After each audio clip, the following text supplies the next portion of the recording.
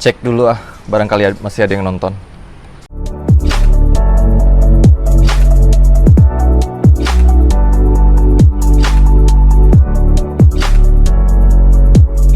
Bismillahirrahmanirrahim. Assalamualaikum warahmatullahi wabarakatuh. Terima kasih Anda semuanya masih menonton. Mungkin karena dari notifikasi, mungkin karena tidak sengaja keklik ya.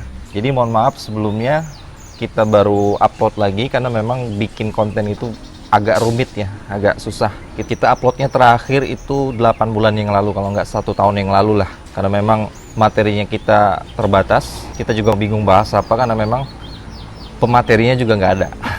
Udah pada nikah semuanya, tinggal saya yang belum. Jadi pada sibuk ngurusin rumah tangganya masing-masing kali ya. Kalau di Ngaji Kafah itu banyak materinya. Ada pilihannya, itu ada akidah, syariah, politik, trending, apa-apa yang jadi trending, terus segala macam lah. Yang penting ideologis gitulah, yang penting mencerahkan, bukan sekedar memberitahu tapi juga mencerahkan dengan ide-ide pemikiran. Kali ini saya akan mau curhat aja ya, saya mau curhat aja gimana proses pembikinan konten di Ngaji Kafah. Kenapa kontennya jarang dibikin ya, karena itu, karena memang bikinnya susah. Yang pertama yang mau saya ceritain adalah tentang konsep ya. Yang konsep itu harus ada. Kalau kita mau bikin satu konten, satu video itu konsep itu harus ada. Jadi kita tahu bagaimana awal, tengah, sama akhir video itu seperti apa. Ada pesan yang ingin kita sampaikan. Jadi walaupun di situ kajian, tablik akbar, ataupun khutbah Jumat yang kita rekam, itu pasti kita targetkan ada sesuatu pesan yang disampaikan di situ. Endingnya harus istilahnya apa ya? Istilahnya harus gong, punchline-nya harus bagus gitu. Nah setelah konsep dapat, kita harus menentukan pematerinya, influencernya, yang disorot itu siapa, tokonya harus benar, jangan sampai salah. Jangan sampai kita mentokohkan seseorang itu yang salah. Kita harus paham betul fiko atau keilmuannya, kevalitannya, ya kesehariannya itu harus kita pastikan dengan baik bahwa dia berakhlak yang baik gitu loh, memahami Al-Quran As-Sunnah atau enggak, mengamalkannya atau tidak, mengajarkan kepada yang lain atau tidak, itu kita harus paham betul. Nah setelah kita dapat konsep, kita dapat pemateri, dan otomatis kita akan dapat materinya. Dan setelah itu semuanya sudah didapat, saya mau bilang gini deh, ketiga tadi harus didukung juga dengan teknikal, yaitu equipment atau peralatan. Nah peralatan ini yang mungkin bagi saya agak terkendala ya, selain ketiga yang tadi, konsep, pemateri, dan materi. Kalau konsep, pemateri, dan materi sudah dapat, yang kita pikirin selanjutnya adalah peralatannya, medianya. Kita harus butuh kamera, kita harus butuh mic kayak gini nih, clip mic. Kita harus butuh energi, power bank untuk antisipasi kalau baterainya, kameranya habis. Kita butuh laptop, kita butuh softwarenya sekaligus editingnya. Kita butuh hard disk atau tempat penyimpanan data. Karena kan 1 jam atau 2 jam itu bisa mencapai 2 giga atau 3 gigaan menyimpannya. Kalau menyimpan di HP kan nggak mungkin, nyimpan di laptop juga nanti hang. Apalagi kalau laptop pribadi kan masih banyak file-file yang lain. Makanya kalau teman-teman sekalian mau minta editing, bang, tolong editing dong bang. Durasinya berapa? Durasinya 1 jaman bang. Itu biasanya kita tanya balik tuh, apa kita nggak salah dengar? Nyimpan filenya di mana pak? Nyimpan filenya di mana? Editingnya juga gimana? Karena durasi editing itu biasanya juga lama. Kalau ini laptop yang masih operation Windows itu udah nggak layak pakai sebenarnya untuk editing, karena memang speknya kurang ya. Apalagi ini iCore, di bawah iCore 3 dual core malah.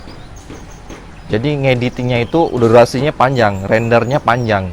Jadi dari klik bisa jadi jam 8 malam, selesai sampai jam 12 malam.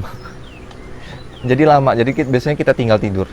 Jadi mungkin itu kelemahannya. Dan peralatan yang kita punya tidak seideal yang Anda.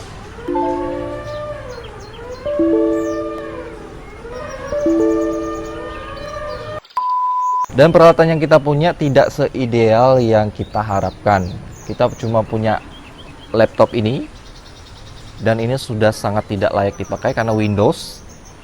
Kita juga punya kamera, cuman kamera handphone, dan kita gak bisa konekin lagi iOS yang kita punya ke Windows. Kalau masih Android dulu masih bisa lah, tapi kalau udah iOS, pasangannya eh, Apple lah, produk Apple MacBook lah. Jadi itu kendalanya. Jadi kita nggak bisa langsung.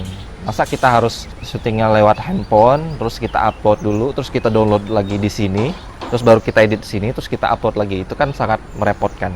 Dan yang terpenting biasanya sih terkendala juga di paket internet. Untuk nge-uploadnya 2-3 giga itu, ratusan megabyte itu menggunakan, ya kalau nggak paket data pribadi, paket internet pribadi, pakai wifi.